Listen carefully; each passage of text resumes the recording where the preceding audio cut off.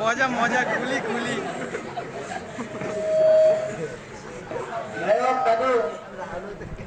আমি আপনার এখানে আসছি, আপনি প্রথমে জিজ্ঞাসা করছেন কোনটা আছে। আমি বলছি আমি রাজদরবার থেকে আসছি, রাজার আদেশ আমি এখানে আসছি। আপনাদের সম্মুখে নাকি দিনে একটা মেহফিল আছে। একটা দিনই পর মেহফিল আছে। যাই হোক, আপনাদের এখানে যদি দিনে মেহফিল থাকে, তে আমি হিন্দু ধর্মের থেকে কিছু প্রশ্ন করব, আর এই প্রশ্নের উত্তর আপনাদের দিতে হবে। আপনি কি মুসলমান? আপনি কি দেখতে পারেন না সুন্দর দাঁড়িয়ে আমার চেহারার মধ্যে? আমি একটা হাজি মানুষ, আমি মুসলমান। আপনি যদি সত্যিকারের মুসলমান হয়ে থাকেন, প্রশ্নের উত্তরটি দিতে পারবেন। আমি আপনাকে প্রশ্ন করতে পারি?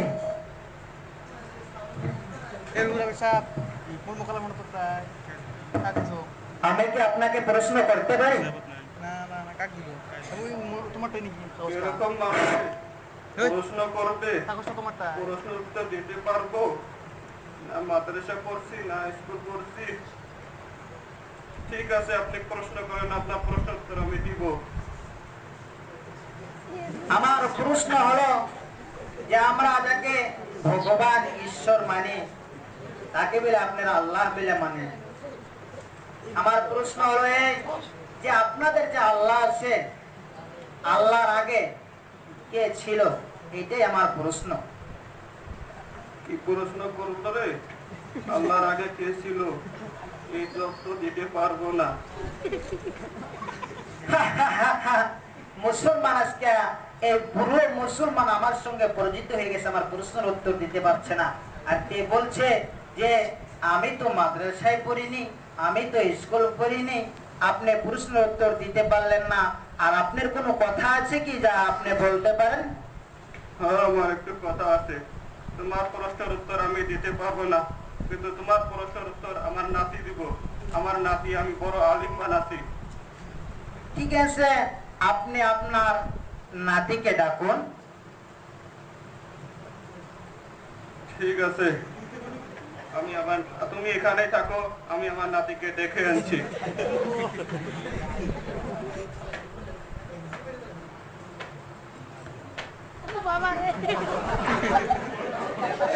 কি হয়েছে তোমার? কন্যা, নাতি ভাই কন্যা, আজকে বেলকুটি থেকে একটা মাল এসে আমাকে কি বলতো, আমি দিতে পারলাম না, আর আজকে আমি বহু বেইজ্জত হয়ে এলাম। চলো তো দেখি কে এসেছে আর তোমাকে কি প্রশ্ন করছে। চলো দাদা ভাই, চলো।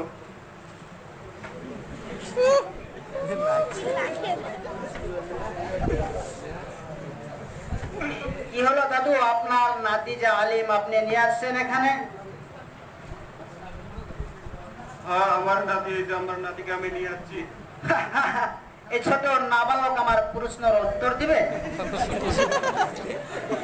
পণ্ডিত, তুমি প্রশ্ন করেই তো দেখো। আমার প্রশ্ন হলো যে আমরা যাকে ভগবান ঈশ্বর গড মানে তাকে তোমরা আল্লাহ বলে মানো। আর আমার প্রশ্ন হলো এই যে তোমাদের যে আল্লাহ আছে, আল্লাহর আগে কে ছিল? তো পণ্ডিত, তোমার প্রশ্ন হচ্ছে যে আমার আল্লাহ রাব্বুল আলামিনের আগে কে ছিল? হ্যাঁ, তো আমি আপনার প্রশ্নের উত্তর সাধারণ একটি জ্ঞানের দ্বারা দিচ্ছি যে তুমি একটি কাজ করো, একের থেকে গণনা আরম্ভ করে দাও। আমার প্রশ্নের উত্তর পাওয়ার জন্য আমি একের থেকে গণনা করছি। 1 2 3 4 5 6 7 8 9। থেমে যাও পণ্ডিত, এখন তুমি উল্টা ভাবে গণনা আরম্ভ করো। কি আমাকে ছোট নাবালক ছেলের মতো প্রশ্ন করছো? একবার বলছো উপর দিকে যাও, আর বলছো নিচ দিকে আসো। ঠিক আছে, আমার প্রশ্নের উত্তর পাওয়ার জন্য আমি তাই করছি। 9 8 7 6 5 4 3 2 1। কি হলো পণ্ডিত, গণনা থামালে কেন? চালিয়ে যাও। কি বলছো তুমি যে একের নিচে তো কোনো সংখ্যাই নেই, আমি যাবো কোন দিকে? তুমি বলছো যে একের নিচে কোনো সংখ্যাই নাই, আমি গুনতে পারছি না।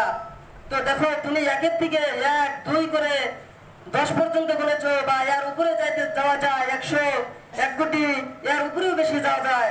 আর যখন তুমি রিপিট উল্টো গুণে এসে এসে তুমি এক সংখ্যার মধ্যে এসে থেমে যাও আর বলো যে কোনো এর নিচে কোনো সংখ্যা নাই, আমি গুনতে পারছি না, তো এর দ্বারাই প্রমাণিত হয় যে আমার আল্লাহ রাব্বুল আলামিন একজন, আমার আল্লাহ রাব্বুল আলামিনের আগে কেউ ছিল না। তো আশা করি আপনি আপনার প্রশ্নের উত্তর পেয়ে গেছেন। তো আপনি কোথা থেকে এসেছেন আর আপনি কে? আমি রাজদরবার থেকে আসছি রাজার হুকুম নিয়ে। আমার নাম হলো বেহলুর। আমি আপনাদের এখানে আসছিলাম যে আপনাদের এখানে নাকি কিবা দিনের মেহফিল আছে আপনাদের। আমার রাজার আদেশ হলো যে ওখানে যে তেনাদের সঙ্গে মোকাবেলা করতে। আমি আপনাদের সম্মুখে আসছিলাম, কিন্তু দিনে মেহফিলটা দেখতে পারলাম না।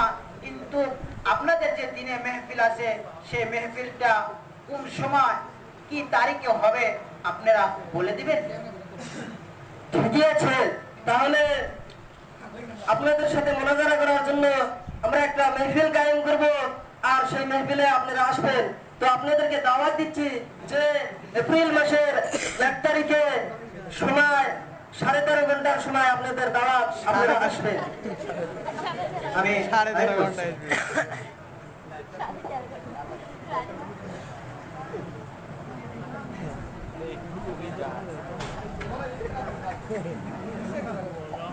নমস্কার মহারাজা। কি হয়েছে সে জায়গার মুসলমানের হালত কিরকম চলছে আমাকে একটু খুলে বলো। সে জায়গার ভিতরে গিয়েছিলাম, যাওয়ার পর একটা আমি পুরো দাদুকে পেলাম। তার সঙ্গে যে একটা কথা হলো, আর আরেকটা ছোট্ট নাতি ছিল, সে নাতিকে আমার প্রশ্নের উত্তর দিয়েছে। আর তারাও বলেছে তুমি কোন জায়গা থেকে আসছো, তোমার রাজাকে, তোমার সিংহাসনকে, তুমি কোন জায়গা থেকে আসছো, তোমাদের সঙ্গে আমাদের মোকাবিলা হবে।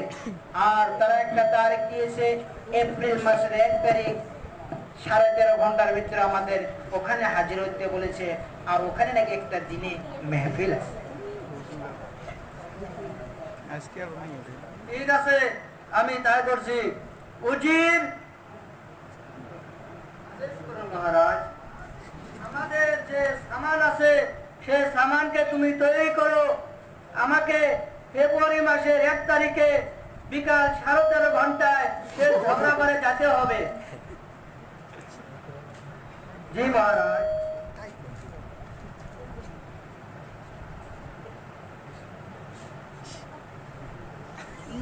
রাজা দেখ না, পেड़ দেখ রাজা।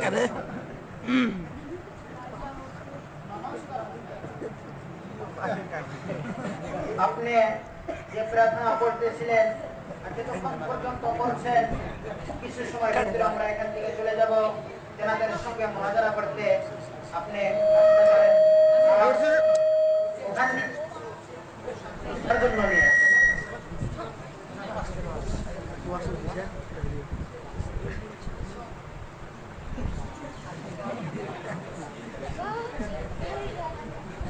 কোন থেকে হাতরা লাগছে একদম দাঁড়ায় পৌঁছে।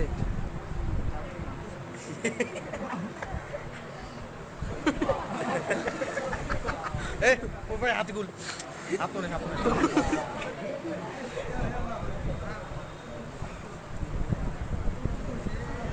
রিপোর্টার ডিস্টার্ব দেন না রে। এই যে একজন পণ্ডিত ছিল, সে পণ্ডিত আপনাদের জন্য কিছু পুরস্কার পাঠিয়েছে।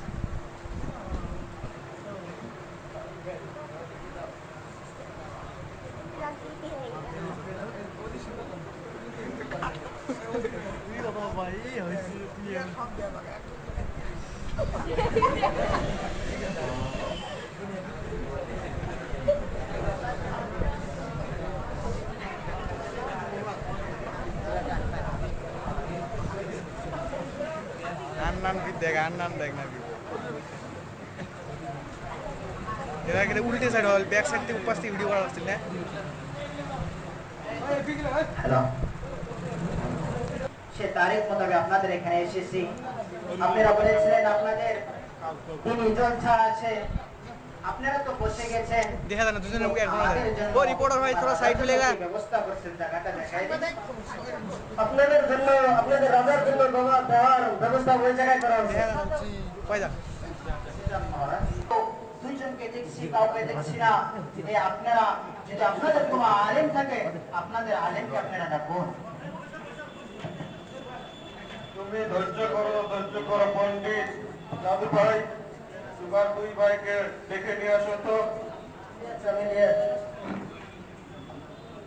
মনে সর পরে বেরা, অল্প পেড়ে বেরা।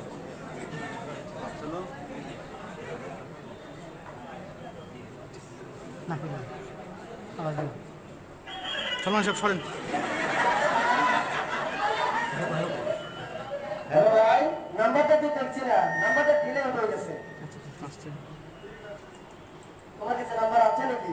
এখন হ্যালো ভাই কই ফোনই লাগেনি। হ্যাঁ, আমার কাছে সে দাদু ভাই নাম্বার মুখস্থ আছে, তুমি নাম্বারটা নিয়ে নাও। ঠিক আছে, তাহলে নাম্বার 26 32 39 39 36।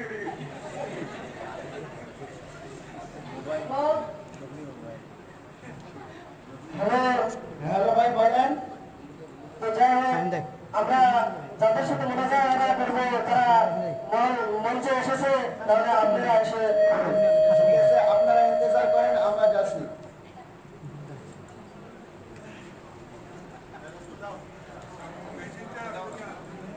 জাহাঙ্গীর ওয়াজিরউদ্দিন।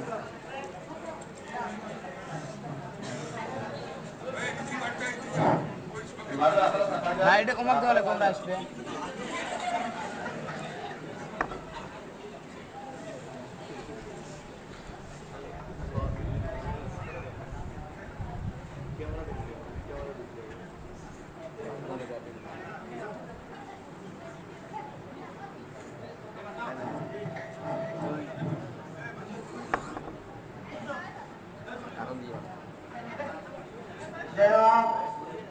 আজকের এই মঞ্চে রাজাদের ভাষণ, যে রাজা যে ভাষণটি দিয়েছে সেটি আমি আপনাদের সম্মুখে প্রকাশ করছি। প্রকাশটা হলো যে এখানে যেগুলো প্রশ্ন চলাচলি হবে এর ভিতরে আপনারা যদি ঘেটে যান তাহলে আপনাদেরকে হিন্দু ধর্ম গ্রহণ করতে হবে। আর এর ভিতরে যদি আমরা লাঞ্ছিত হয়ে যাই, আমরা যদি এর দিকে প্রশ্ন থেকে আমরা যদি বঞ্চিত হয়ে যাই, তাহলে আমরা মাথা পিঠে মুসলমান ধর্ম গ্রহণ করে নেব। পণ্ডিত সাহেব আমাদের মানুষ এসে উপস্থিত হয়েছে, তা আপনি আপনার প্রশ্ন করা আরম্ভ করতে পারেন। আমার প্রশ্ন হলো যে আমরা যাকে গড মানি তাকে তোমরা আল্লাহ বলে মানো, সে তোমাদের যে আল্লাহ যে আছে, সে আল্লাহ মুক্তি কোন দিকে আছে, এটাই হলো আমার প্রশ্ন। আর এর উত্তরটা আপনারা দিয়ে দিন। যাই হোক পণ্ডিত সাহেব, আপনার প্রশ্ন হলো যে আমাদের আল্লাহ কোন দিকে আছে। আমি এই তোমার প্রশ্ন করার আগে আমি আপনাকে বলবো যে একটা মোমবাতির প্রয়োজন হবে।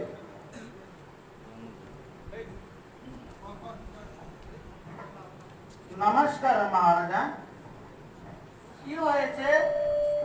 আমি যে তেনাদেরকে প্রশ্ন করেছি তারা বলছে যে এই প্রশ্নের উত্তর পেতে হলে তোমরা একটা মোমবাতির ব্যবস্থা করো। ঠিক আছে, আমি মোমবাতির ব্যবস্থা করে দিচ্ছি। উজির,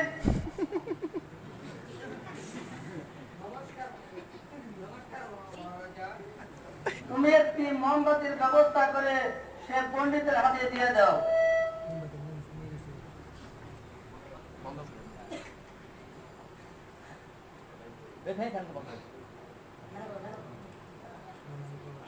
জনাব, আপনাদের জন্য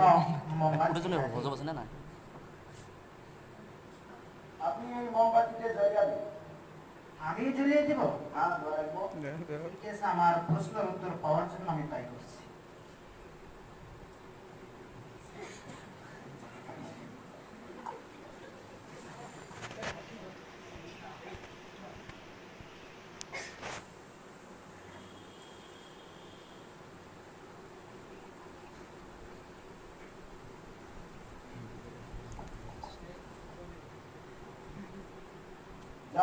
পণ্ডিত সাহেব, আমি আপনাকে বলবো যে এই মোমবাতি যে আছে, এই মোমবাতির আগুনের মুখ কোন দিকে আছে? আশ্চর্য ব্যাপার, আপনি কি উল্টো পাল্টা প্রশ্ন করছেন? আমাকে ছোট নাবালক বাচ্চা বলে ভাবেন নাকি আপনি? এই সাধারণ জ্ঞানে বোঝা যায় যে ছোট একটা নাবালক বাচ্চাও কয়ে দিতে পারবে যে মোমবাতিতে কোনো রুখি। আপনি বলছেন যে এই মোমবাতির আগুনের কোনো মুখ নাই। আমি আপনাকে প্রশ্ন করব যে এই মোমবাতির আগুন যে আছে, আগুনের রোশনি কোন দিকে ছড়িয়ে দিচ্ছে? আশ্চর্য ব্যাপার, আপনি গুরুর সেই প্রশ্নই করছেন। এটা তো ছোট বাচ্চা পুলোপানে করে দিতে পারবে যে মোমবাতির আলোটা কোন দিকে আছে। মোমবাতির আলোটা তো চতুর্দিকে ছড়িয়ে আছে। তো আপনার প্রশ্নের উত্তর এখানে রয়েছে। আপনি যেমন বললেন যে আগুনের কোনো মুখ নাই, তো সেই রকম আল্লাহ রাব্বুল ইজ্জতের কোনো মুখ নাই, কোনো হাত নাই, কোনো পা নাই। আর আপনি যেমন বললেন যে মোমবাতির আলো রোশনি চতুর্দিকে ছড়িয়ে রয়েছে, সেই রকম আল্লাহ রাব্বুল ইজ্জত আলিমুল গায়ব, তিনার ইলম সমস্ত পৃথিবীর মধ্যে ছড়িয়ে গেছে। আশা করি আপনার উত্তর আপনি পেয়ে গেছেন। আর যদি আপনার প্রশ্ন থাকে আপনি করতে পারেন। অবশ্যই করব। আমার প্রশ্ন হলো যে আপনাদের যে নবী মুহাম্মদ সাল্লাল্লাহু আলাইহি ওয়াসাল্লাম, সুতরাং আমরা এটাই জানি যে একজন মানুষ যদি একটা জায়গায় থেকে আরেকটা জায়গায় যায়, নিশ্চয়ই তার কোনো রাস্তা থাকে। আপনাদের নবী নাকি আল্লাহর সঙ্গে সপ্ত আসমানে দিদার করতে গিয়েছিল। সে যে দিদার করতে গিয়েছিল সে রাস্তাটা কোনটা আমাকে দেখায়। যাই হোক পণ্ডিত সাহেব, আপনার প্রশ্ন হলো যে আমাদের নবী মুহাম্মদ সাল্লাল্লাহু আলাইহি ওয়াসাল্লাম আল্লাহ রাব্বুল ইজ্জতের সাথে যে দিদার করেছিল, সে দিদার করতে গিয়ে কোন রাস্তা দিয়ে গিয়েছে?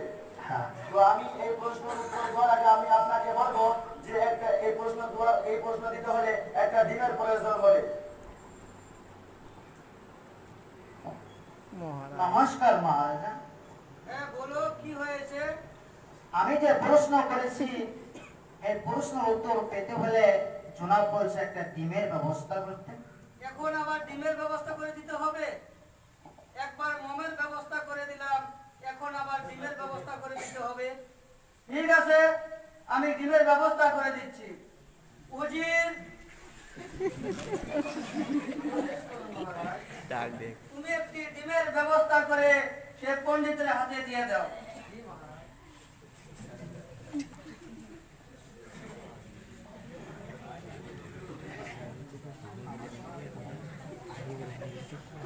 জনাব, বলুন, আপনাদের জন্য ডিম হাজির।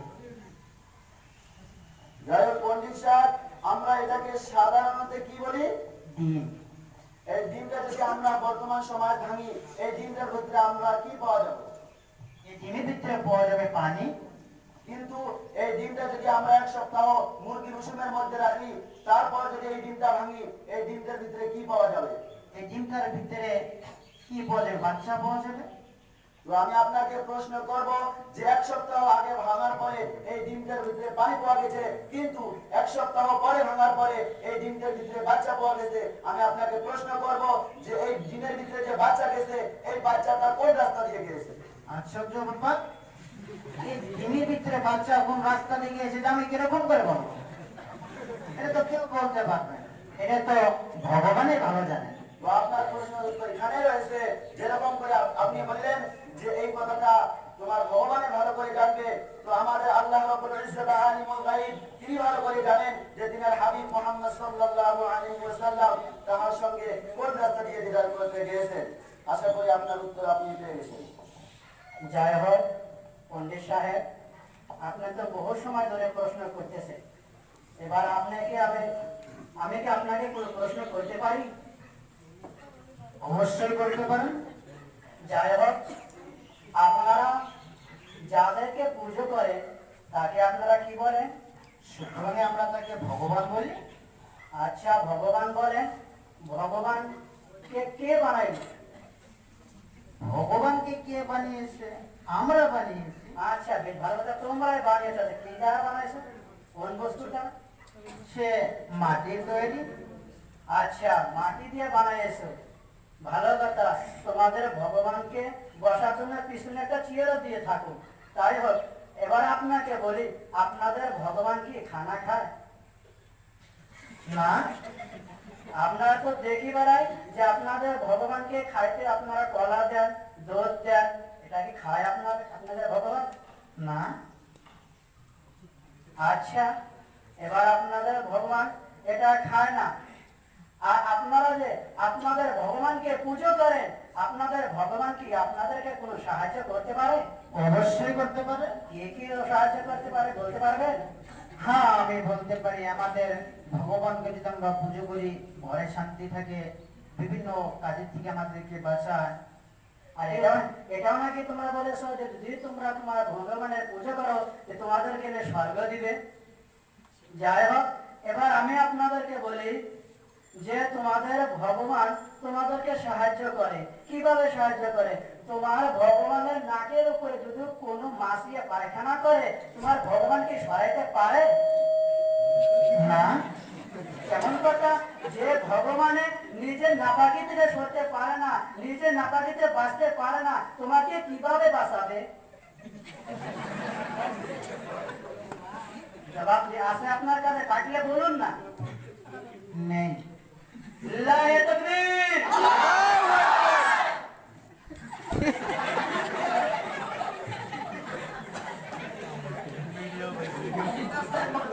মিডিয়া ঠিক আছে। ঠিক আছে মন্ত্রী সাহেব, আপনারা প্রশ্ন করছেন, এখন আমি আপনাদেরকে একটা প্রশ্ন করছি যে আমরা যাকে ভগবান মানি, গড মানি, আপনারা তাকে আল্লাহ মানেন, আপনাদের আল্লাহ এখন কি করছে আমাদেরকে? রাজামশাই, আপনার এই প্রশ্নের উত্তর দিতে হলে আমাকে আপনার জায়গায় যাইতে হবে আর আপনাকে আমার জায়গায় আসতে হবে। ঠিক আছে, ঠিক আছে, আমি আমার প্রশ্নের উত্তর পাওয়ার জন্য আমি তাই করছি। ওরা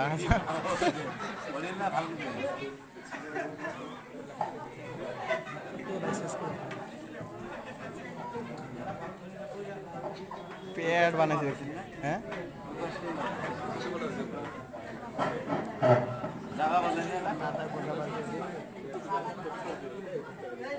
দেখ দেখ কি বল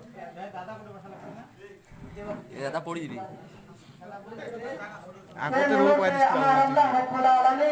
আপনার মতো জালিম বাদশাকে এই সিংহাসন থেকে নামিয়ে লাঞ্ছিত বঞ্চিত করে আমার মতো কুচি শিশু বাচ্চাকে এই আসনে বসিয়ে আমার আল্লাহ রাব্বুল আলামিন আমাকে উচ্চ মর্যাদা ও সম্মান দান করলেন।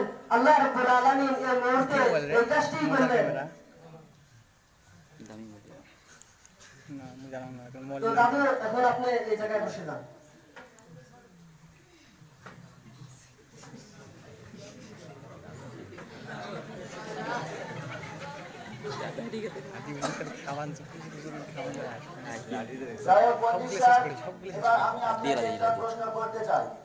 করতে পারেন। আমার প্রশ্ন হলো এই যে আমরা যদি আল্লাহ রাব্বুল ইজ্জতের হুকুম মতন চলি আমাদেরকে জান্নাত মিলবে, আর আপনারা যদি তোমার ভগবানের হুকুম মতন চলেন তোমাদেরকে কি মিলবে? স্বর্গ মিলবে।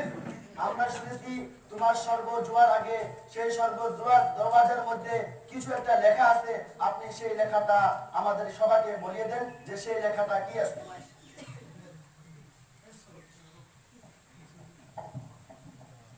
কি হলো পণ্ডিত সাহেব, এই একটা ছোট্ট একটা প্রশ্নের উত্তর দিতে পারছো না? মহারাজ, আমি প্রশ্নের উত্তরটি দিতে পারবো, কিন্তু আমি যে হিন্দু ধর্মের ভিতরে আসছিলাম এবং এখনো আছি, এতক্ষণ পর্যন্ত আমাকে কোনো বামন, কোনো লোক, কোনো মানুষের কোনোদিন জিজ্ঞাসা করেনি যে ওই স্বর্গতে যে যাবে স্বর্গ দরজাটার মতো কি লেখা আছে। এখানে আমি এটাই লঞ্চিত হচ্ছি, আমার ঐক্যবর্ষের লাগছে যে আজকে আমি দিশে পেয়েছি যে বাইবেল এবং কি গীতার মধ্যে যেটা আছে সেটাই সত্যি।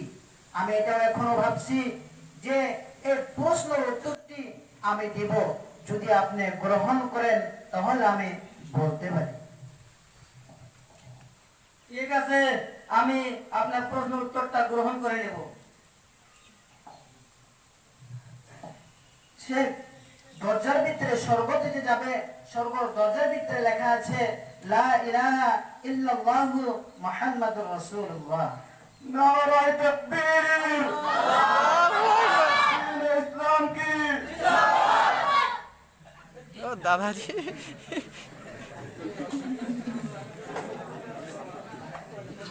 যাই হোক পণ্ডিত সাহেব, আপনারা ভালো করে জানেন যে লা ইলাহা ইল্লাল্লাহু মুহাম্মাদুর রাসূলুল্লাহ এর অর্থ কি।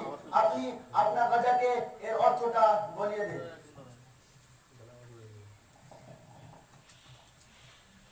পণ্ডিত সাহেব, তুমি কি এর অর্থ জানো?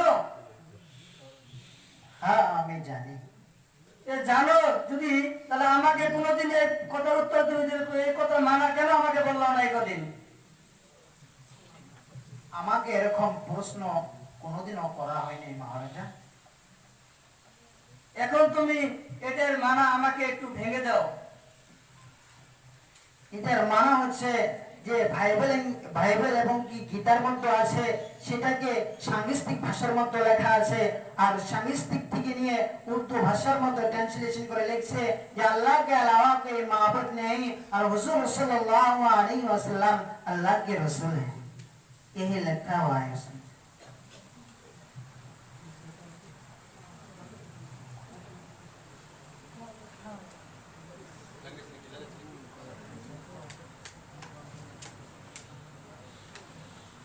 এখন আমি সত্যি করে জানতে পারলাম যে আমাদের স্বর্গের মধ্যে যে লা ইলাহা ইল্লাল্লাহু মুহাম্মাদ রাসূলুল্লাহ লেখা আছে, এটা মুসলমান ধর্মের বস্তু। আর মুসলমান ধর্ম যে সত্যি ধর্ম আমি আজকে জানতে পারলাম। তো এখন আমি আমার মাথা নত করে এখন আমি আপনার মুসলমানকে বলছি যে আমাদের সবাইকে এখন আপনারা মুসলমান বানিয়ে দেন।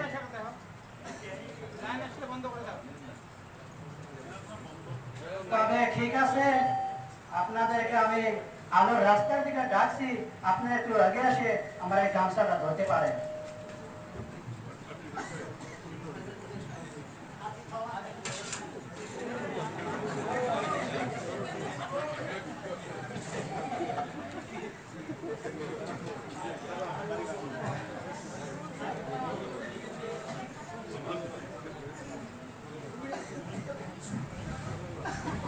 ঠিক আছে, তবে আমার সঙ্গে বলতে থাকো, বলো লা ইলাহা লা ইলাহা লা ইলাহা লা ইলাহা ইল্লাল্লাহু ইল্লাল্লাহু ইল্লাল্লাহু ইল্লাল্লাহু মুহাম্মাদুর মুহাম্মাদুর রাসূলুল্লাহ রাসূলুল্লাহ রাসূলুল্লাহ রাসূলুল্লাহ রাসূলুল্লাহ আল্লাহ ব্যতীত আর কোনো মাবুদ নাই, মুহাম্মদ সাল্লাল্লাহু আলাইহি ওয়াসাল্লাম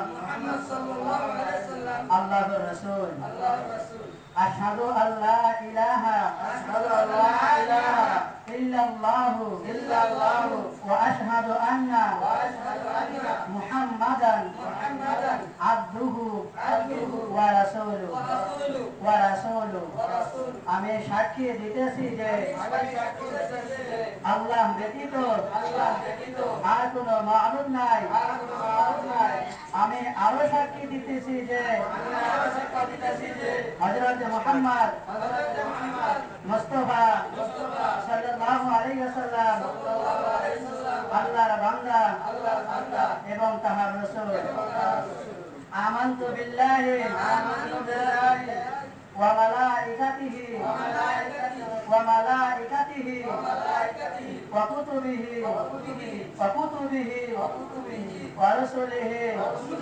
ওয়া রুসুলিহি ওয়াল ইয়াউমিল আখির ওয়াল কদরি খাইরিহি ওয়া শাররিহি মিনাল্লাহি তাআলা ওয়াল বা'সি বা'দাল মাউত والبعث بعد الموت والبعث بعد الموت আমি বিশ্বাস আনিয়াছি আল্লাহর উপর এবং তাহার ফেরেশতাগণের উপর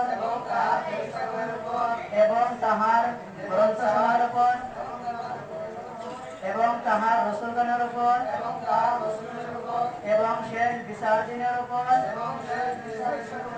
এবং এবং ভাগ্যের উপর ভালো মন্দ যাহা কিছুই হয় আল্লাহর তরফে করা হয় এবং মরণের পর পুনরাতের উপর।